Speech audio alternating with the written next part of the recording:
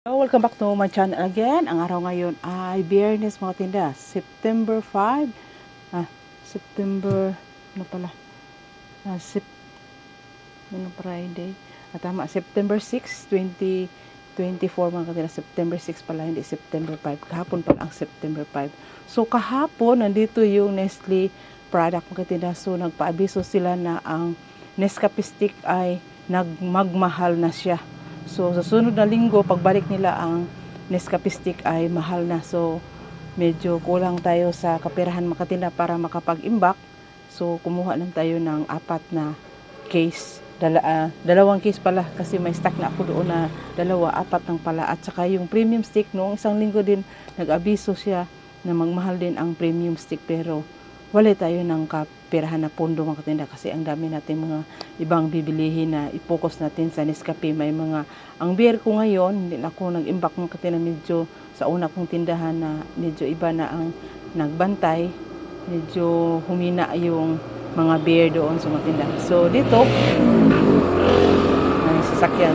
Yung Nescafe Stick daw ay magmahal, pero yung ibang product, mga beer brand, ay hindi pa daw, hindi yan daw magsabay-sabay na magtaas. So ang benta ko ngayon sa Nescafe Stick, dati-rati ay 2, 5 pesos. Ngayon ay 1, 3 pesos. So ngayon, tayo itutur ko kayo sa aking tindahan. Medyo hindi pa natapos na naglinis. Bigas mga katinda. So dito, handas muna tayo. Wala pang mga tao na siyempre. So, medyo maliwanag na. So dito ang harapan ng aking tindahan. So pasok tayo. May namili naman. Hiya tayo mag-vlog.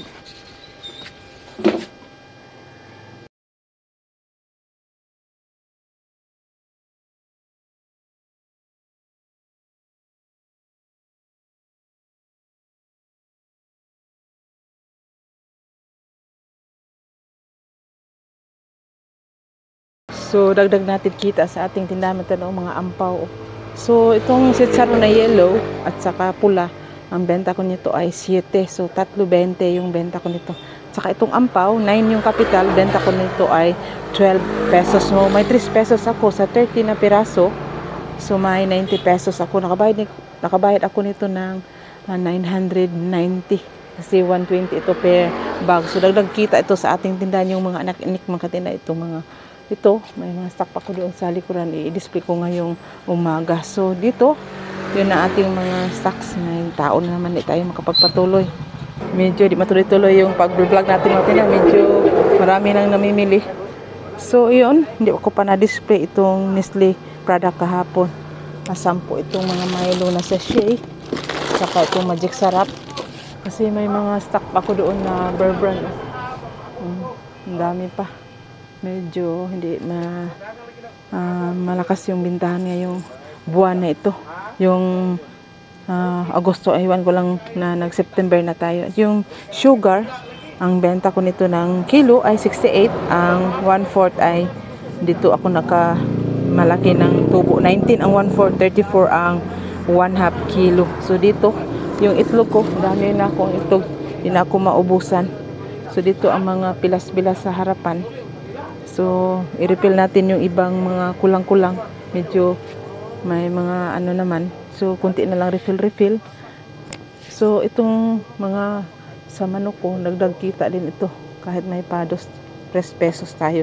Saka itong bigas, medyo mabenta. Yung kuha ko na stock doon sa likuran, hindi ko na din-display. Kasi kung marami kang display, may magtangkang mangutang mga tinda. So, hindi ka tayo makapag kasi mga kaibigan din natin. So hindi natin ni-display mga dilata ko, kompleto pa. Saka dito ng side yung mga inumin, may tao na. So yun ang ating mga paninda mga tinda. At saka ito, mga kompleto yung mga pouch ko dito sila naka-hilera. At saka ito mga junk foods na medyo hina na gumalaw itong mga junk foods ngayong buwan. Iwan ko lang. So ang iba ay nagka-expired na. Saka yung mga Nescafe kong stick, yan. Saka nag-order ako ng doon na side. May 4 na box ako at saka itong Bear Brand 3. Para makaano naman tayo ng tubo. So ang presyo niyan ay sa mahal na presyo. Pero itong Bear Brand hindi siya nagtaas, yung Nescafe lang. So benta ko na mula ngayon So nagsabi sila tataas daw sila kahapon, nagsabi sila so ngayon ay tag 3 na yung benta ko matinda para makakita naman tayo ng medyo malaki-laki. Pero itong premium, hindi ako nakapag-imbak ng katinda. So yun, i-tres ko na yan. So ang bag niyan ay 68 na instead of 65. Pero minsan makaano ko doon sa wholesaler, makisabay lang ako para kasi yung iba mag-question sila, medyo mahal daw ang presyo ko dito. Sabi ko naman na iba ang presyo ko dito kasi by box yan sila, iba special price sila kasi tiningnan ko yung presyo nila, iba talaga mga tinda sa bigayan ng mga ahente kasi per volume sila. So ang iba medyo hindi bumili yung mga alanganin siguro sa pera o hindi kaya may mga tao talagang ganyan man yung iba, kontento naman lang sila magtinda. So doon na lang tayo makakuha na sa kanila. So yun ang aking tindahan na yun. Tinda, ang ganda talaga kung medyo marami tayong kaperahan makatinda. So makasabay tayo sa malaking kita dahil nakaimbak tayo ng murang presyo.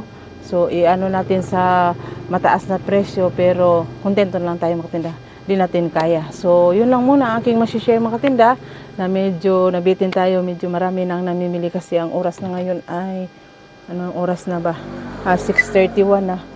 6:31 na ng umaga, medyo marami nang namimili pa konti-konti. So yun lang muna aking masishare makatinda sa araw na ito. Positive lang tayo, bawal ang niga. Bye-bye.